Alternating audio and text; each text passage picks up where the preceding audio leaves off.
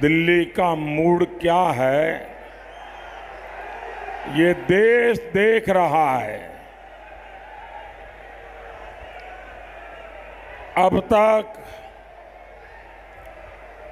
400 से ज्यादा सीटों का मतदान हो चुका है। 5 चरणों ने बीजेपी एनडीए की मजबूत सरकार पक्की कर दी है।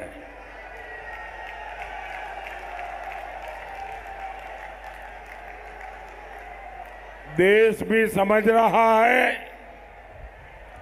कि इंडी वालों को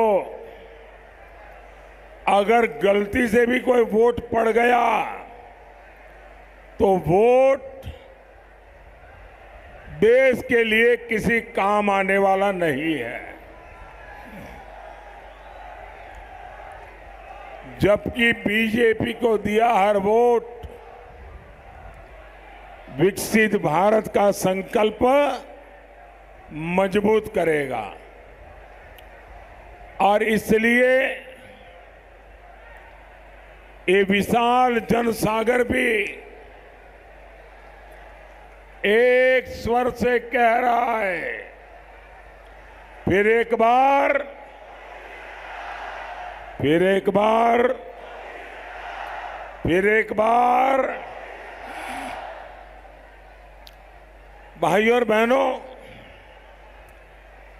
आजादी के बाद पहली बार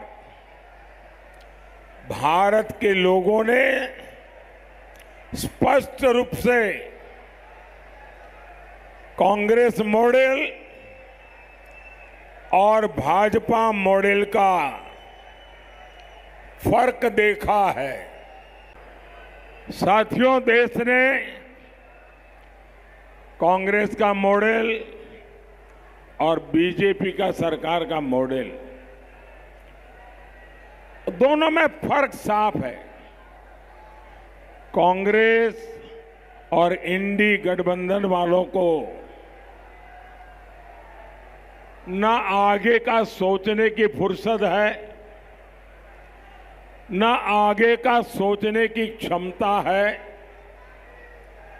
न ही उनको हमारे संसाधनों का उचित उपयोग करने की आदत है, न ही उनको अपनी गति तेज करने की, रफ्तार तेज करने की क्षमता है।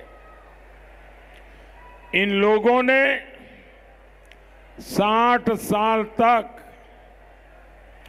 भारत के सामर्थ्य के साथ अन्याय किया है और मैं कहूंगा इन लोगों ने आपराधिक कृत्य किया है।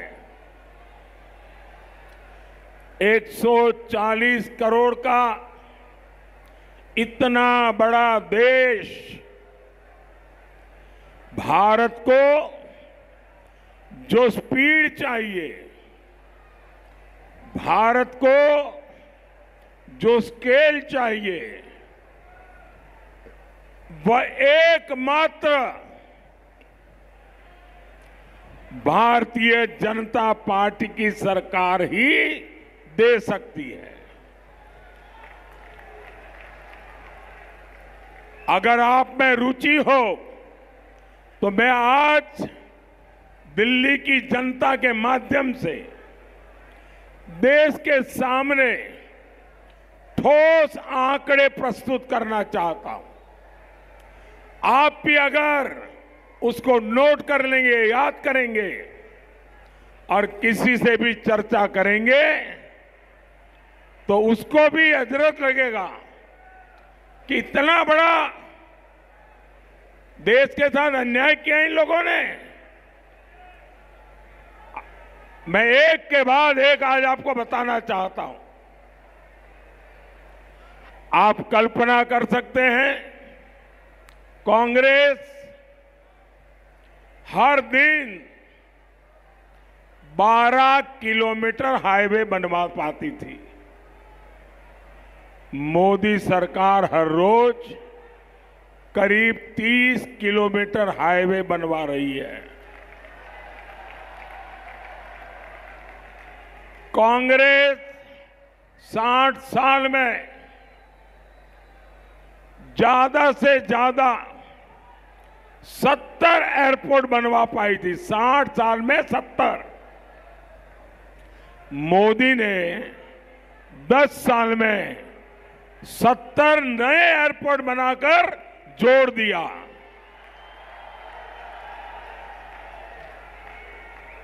साठ साल में कांग्रेस 380 मेडिकल कॉलेज बनवा पाई। मोदी ने सिर्फ 10 साल में 325 से ज्यादा नए मेडिकल कॉलेज बनवा दिए। कांग्रेस के समय 7 एम्स से आज 22 से अधिक एम्स हैं। कांग्रेस के राज में 75% से ज्यादा लोगों के पास नल कलेक्शन नहीं था, यानी सिर्फ 25% घरों में नल से जल आता था। आज 75% लोगों के घर में नल से जल आ रहा है। कांग्रेस ने 60 साल में 14 करोड़ से भी कम गैस कनेक्शन दिए थे। मोदी ने अपने 10 साल में 18 करोड़ से ज्यादा नए गैस कनेक्शन दिए हैं।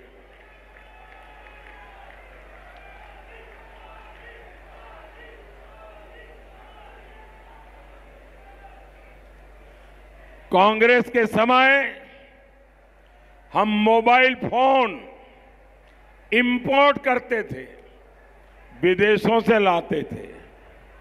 आज हम दुनिया के दूसरे सबसे बड़े मोबाइल एक्सपोर्टर बन गए हैं।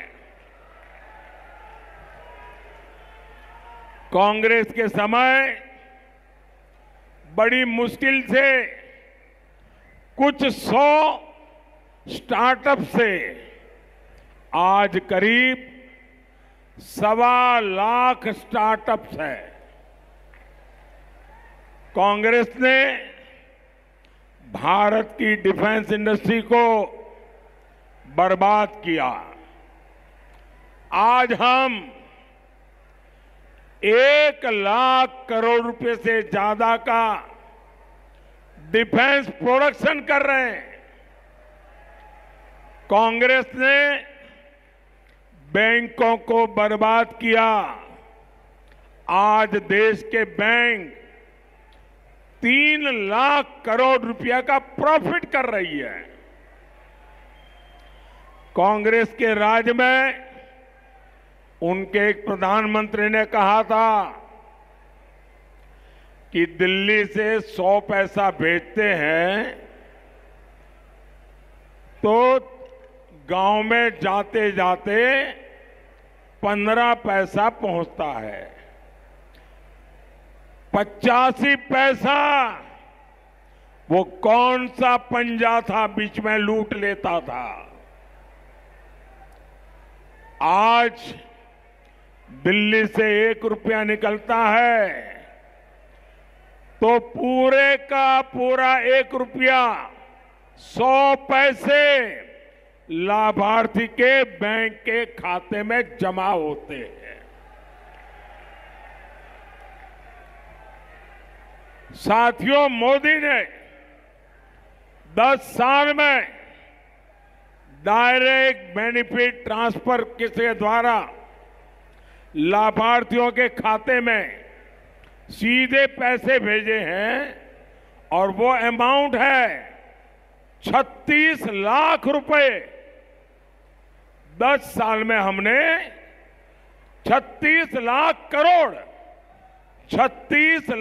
करोड़ रुपए भेजे हैं। अगर कांग्रेस के प्रधानमंत्री के कहने के हिसाब से मैं कहूं, अगर आज कांग्रेस सरकार होती तो जो 36 लाख करोड़ जनता के लिए भेजे गए, अगर कांग्रेस सरकार होती तो 31 लाख करोड़ बिचौलिए खा जाते। साथियों, देश की कार्य संस्कृति में ये बदलाव सबसे प्रमुख रूप से दिल्ली के लोगों ने देखा है। कॉमनवेल्थ गेम्स को कौन भूल सकता है? कांग्रेस के पास भारत के सामर्थ्य को पूरे विश्व को दिखाने का मौका था, लेकिन कांग्रेस ने क्या किया? दिल्ली को इतना लूटा, एक बदनुमा दाग कॉमनवेल्थ खेलों पर लगा दिया। ये कांग्रेस का मॉडल था और आपने देखा है इसी दिल्ली में G20 सम्मेलन हुआ। पूरे विश्व ने भारत की जय जयकार की। आप मुझे बताइए साथियों, ये सब कैसे हुआ? आप मुझे बताइए सब कैसे हुआ? ये सब कैसे हुआ? ये सब कैसे हुआ?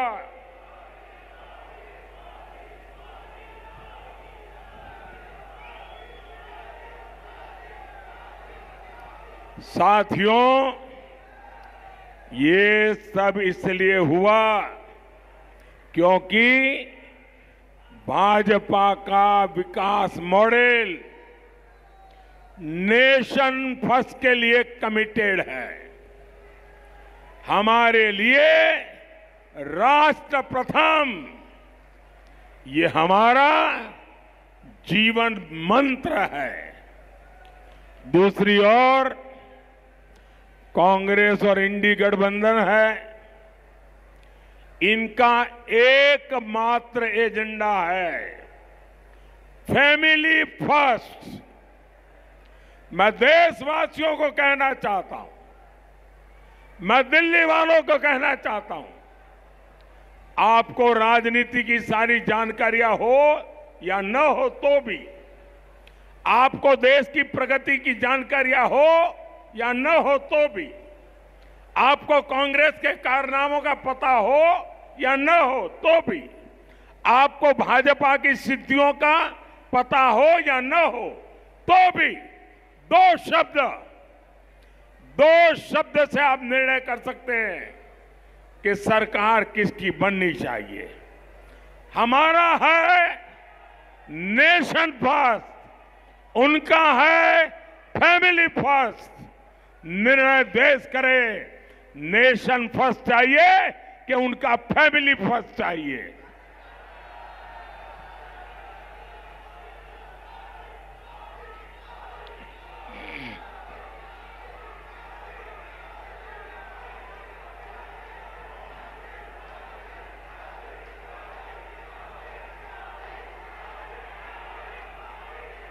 ये इंडी गठबंधन आज देश में फैली हर बुराई का प्रतीक है।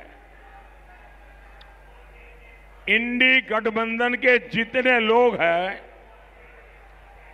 इनमें 3 चीजें समान है। 3 चीजें इनकी रगों में है। एक है, ये इंडी गठबंधन के सारे लोग गौर सांप्रदायिक है। दूसरा, ये गौर जातिवादी है। तीसरा, ये घोर परिवारवादी है। इन तीनों में दिखाई देगा। भाई और बहनों, इनकी सांप्रदायिकता की साक्षात गवाह हमारी दिल्ली रही है। आज मैं जो लोग, जरा ये मीडिया वाले भी कान खोल के सुन लो,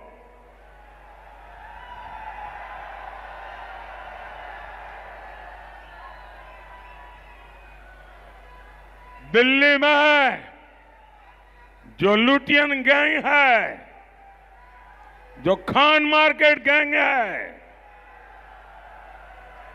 उसने इन घोर सांप्रदायिक लोगों की रक्षा करने में अपनी जिंदगी खपा दी है। उनके पापों को देश की जनता से छुपाने का पाप किया है। और मैं इस चुनाव में एक लड़ाई लेकर के निकला हूं।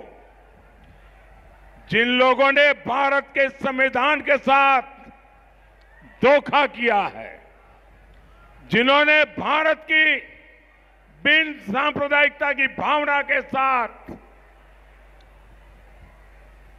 धोखा किया है, अब समय आ गया है ऐसे घोर सांप्रदायिक लोगों को देश पहचाने, मेरे मुसलमान भाई भी पहचाने। मैं बताना चाहता हूं,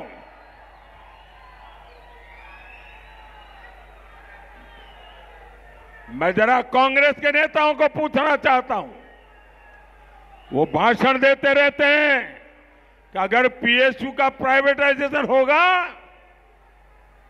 तो आरक्षण चला जाएगा। भाषण इतने करते हो, जरा आज मुझे जवाब दो। मैं दिल्ली की धरती से चुन चुन करके सवाल पूछना चाहता हूं।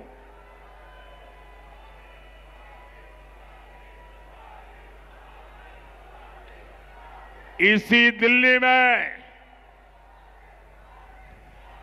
गले में जलते टायर डालकर मेरे सिख भाई बहनों को जिंदा जलाया गया था।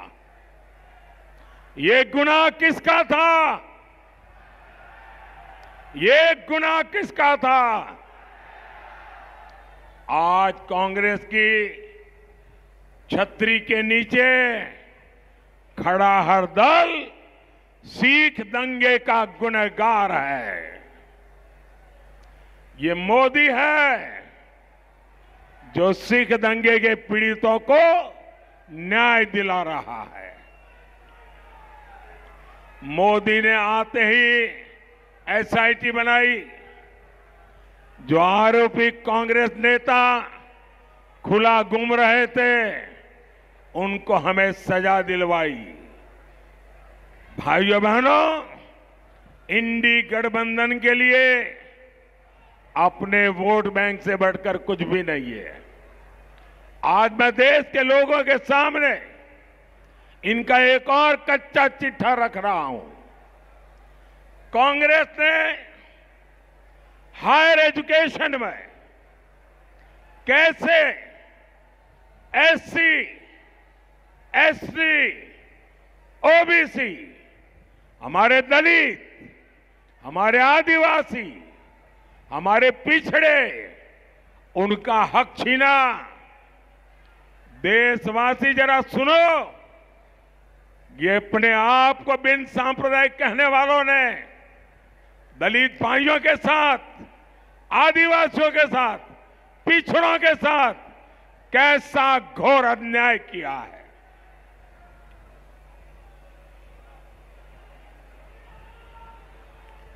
दिल्ली की प्रतिष्ठित जामिया मिलिया इस्माइलिया सेंट्रल यूनिवर्सिटी पूरा देश जानता है।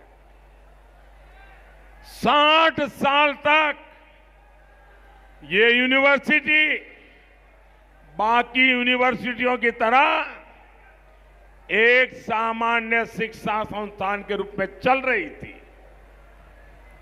इसमें भी दलितों, पिछड़ों, आदिवासियों को रिजर्वेशन मिला करता था, लेकिन 2014 के चुनाव जीतने के लिए मनमोहन सिंह की सरकार ने, कांग्रेस सरकार ने,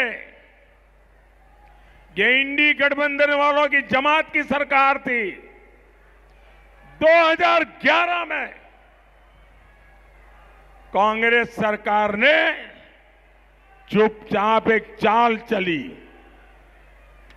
अचानक जामिया मिलिया यूनिवर्सिटी को माइनॉरिटी इंस्टीट्यूशन घोषित कर दिया।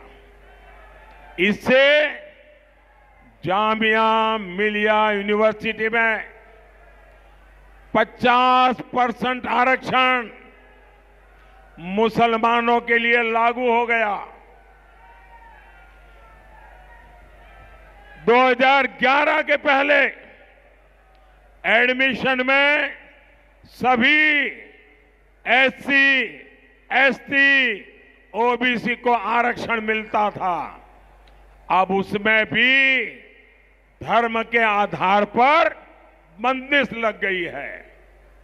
मजे की बात यह है कि पहले अल्पसंख्यक शैक्षणिक संस्थान आयोग का अधिकार कॉलेज तक सीमित था, लेकिन कांग्रेस ने अचानक यूनिवर्सिटीज को भी इसमें शामिल कर लिया।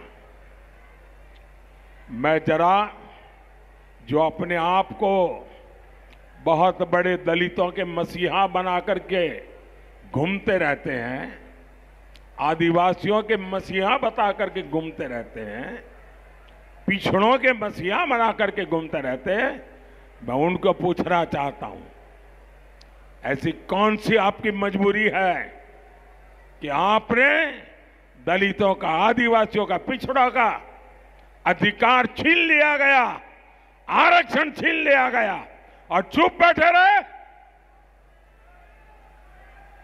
जवाब दीजिए देश को। अब आप बताइए,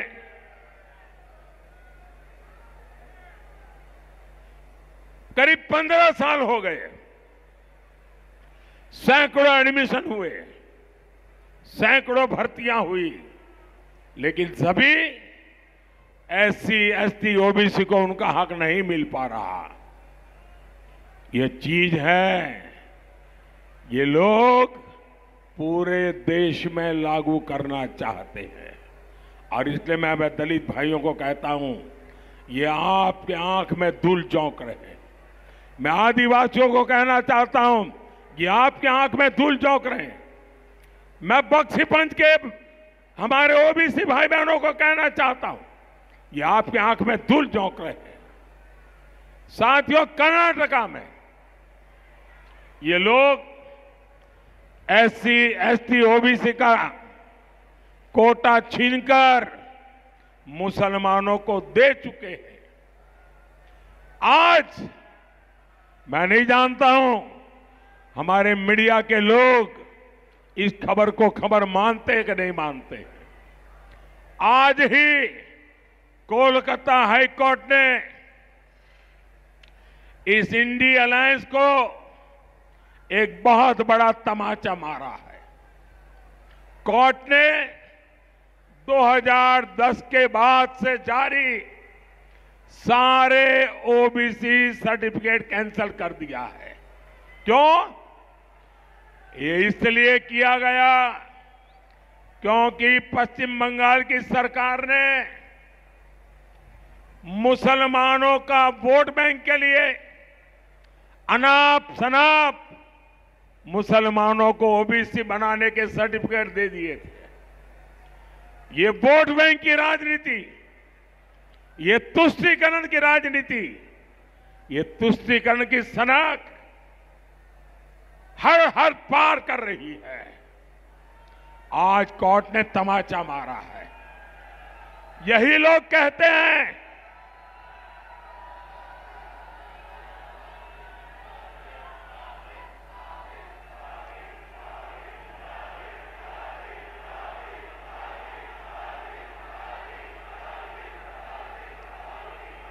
साथियों, ये खान मार्केट गैंग ये पापी की भागीदार है। यही लोग कहते हैं कि देश के संसाधनों पर पहला हक मुसलमानों का है। ये लोग लगातार सरकारी जमीनें वक्फ बोर्ड को दे रहे हैं, बदले में वोट मांग रहे हैं। ये लोग देश के बजट का 15% माइनॉरिटी के लिए रिजर्व करना चाहते हैं। ये लोग बैंकों से मिलने वाले लोन वो भी धर्म के आधार पर देना चाहते हैं।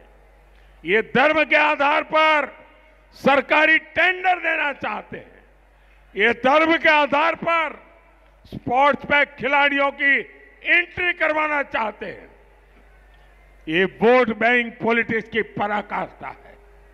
अपने वोट बैंक को खुश करने के लिए ये लोग सीएए का विरोध कर रहे हैं। अपने इसी वोट बैंक को खुश करने के लिए इन्होंने देश भर में घुसपैठियों को बसा दिया है। यही लोग हैं जो दिल्ली के बाटला हाउस एनकाउंटर पर आंसू बहाते हैं। यही लोग हैं जो 3 तलाक के खिलाफ कानून उसका विरोध करते हैं। तुष्टीकरण में एक से बढ़कर एक है।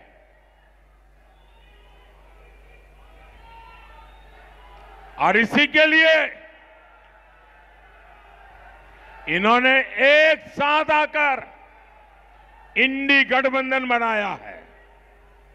और साथियों, अब ये खान मार्केट गैंग के पास एक ही रास्ता बचा है। मोदी जितनी बार मुसलमान शब्द बोले उसको कह देना सांप्रदायिकता का भाषण कर रहा है। साथियों, मैं जब इनकी घोर सांप्रदायिक हरकतों को हकीकतों के द्वारा, तथ्यों के द्वारा एक्सपोज कर रहा हूं तो इनका पूरा इकोसिस्टम चिल्लाता है कि मोदी हिंदू मुसलमान कर रहा है। भाइयों बहनों, मुझे चिंता इस देश की है। आप आजादी के पहले के दिन देखिए, कांग्रेस पार्टी ने एक के बाद एक ऐसी ही हरकतें शुरू की थी जिसका परिणाम हुआ देश के टुकड़े हो गए, धर्म के आधार पर हो गए।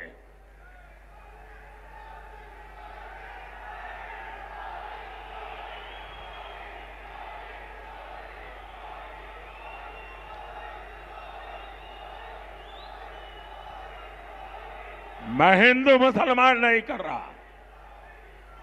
ये लोग सुबह शाम रात दिन मुसलमान मुसलमान, vote bank vote bank, vote जिहाद, यही उनका खेल चलता है। उनकी वोट बैंक पॉलिटिक्स को एक्सपोज कर रहा हूं। इन लोगों ने भारत की बिन सांप्रदायिक की भावना की धज्जियां उड़ाई है। इन्होंने संविधान के पीठ में छुरा भोंका है। इन लोगों ने संविधान की मूल आत्मा पर प्रहार किया है।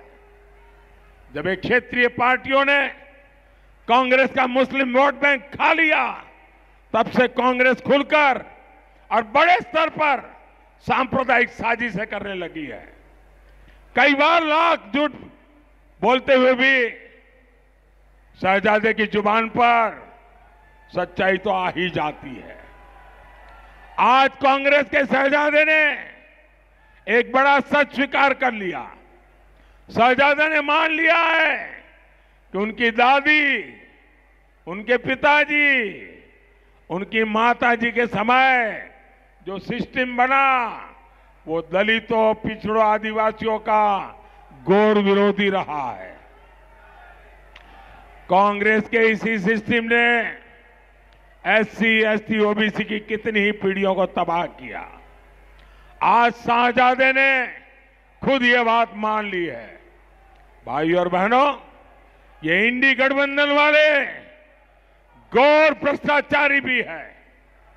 ये वो लोग हैं जिनके पास से नोटों के पहाड़ निकल रहे हैं। ये लोग रंगे हाथ पकड़े जा रहे हैं। झारखंड हो, पश्चिम बंगाल हो, सब जगह इनका भ्रष्टाचार खुलकर सामने आ रहा है। यहां दिल्ली में तो हम कट्टर भ्रष्टाचारियों का खेल देख रहे हैं।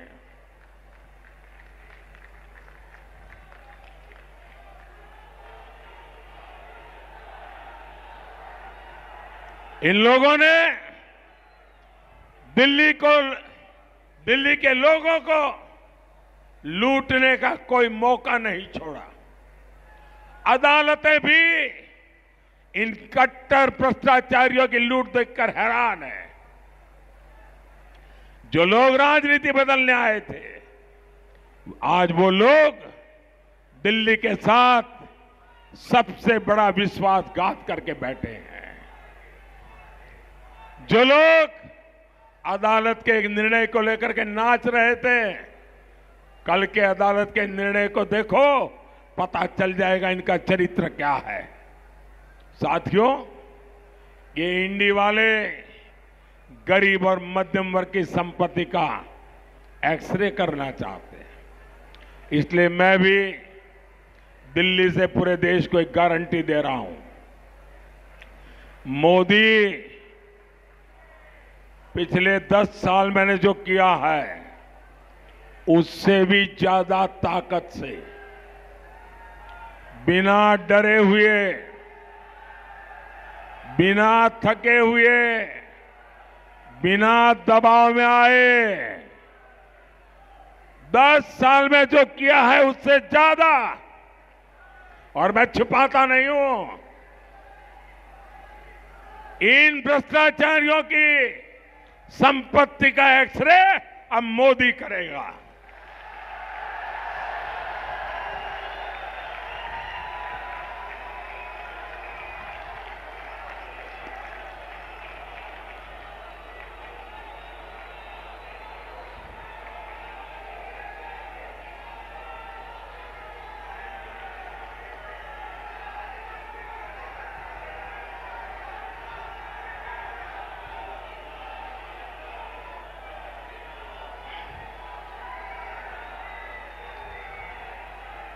शराब घोटाले की कमाई हो या फिर नेशनल हेराल्ड घोटाला हो,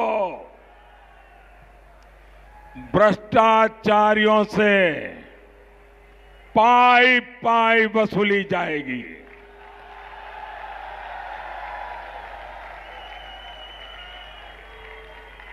जिसने लूटा है उसे लौटाना ही पड़ेगा।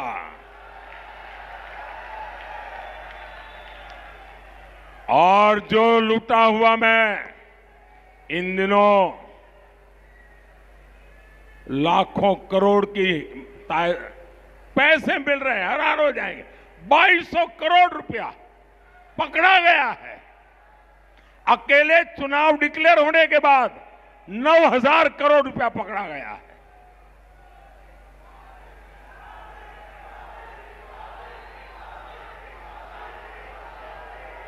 और मैं कानूनी सलाह ले रहा हूं कि ये जो पैसे हम जब्त कर रहे हैं वो किसी न किसी निर्दोष नागरिक के ही पैसे हैं।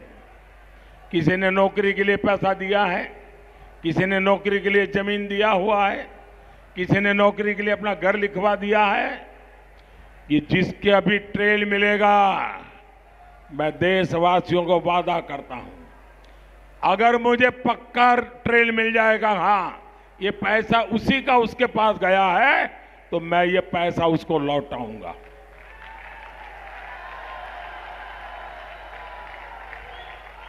और ये जो लुटेरे हैं ना, उनका जिंदगी जेल में जाना तय है दोस्तों। ये मोदी की गारंटी है। भाई और बहनों, दिल्ली में भारत सरकार कनेक्टिविटी के इंफ्रास्ट्रक्चर पर लाखों करोड़ रुपए खर्च कर रही है। ये जो शानदार एक्सप्रेस वे हम बना रहे हैं, ये सिर्फ ईज ऑफ ट्रैवल को आसानी बना रहे, इतना नहीं है, इससे कूड़े के पहाड़ों को कम करने में भी मदद मिल रही है।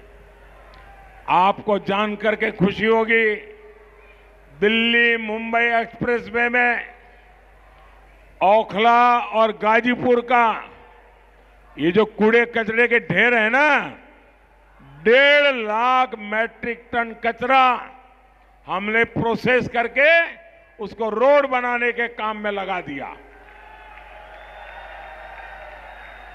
साथियों, 10 वर्षों में दिल्ली में नया संसद भवन बना है, नेशनल वॉर मेमोरियल बना है, नेशनल पुलिस मेमोरियल बना है, भव्य और आधुनिक प्रधानमंत्री संग्रहालय बना है, भारत मंडपम बना है, यहां द्वारिका में यशोभूमि जैसा शानदार कन्वेंशन सेंटर बना है।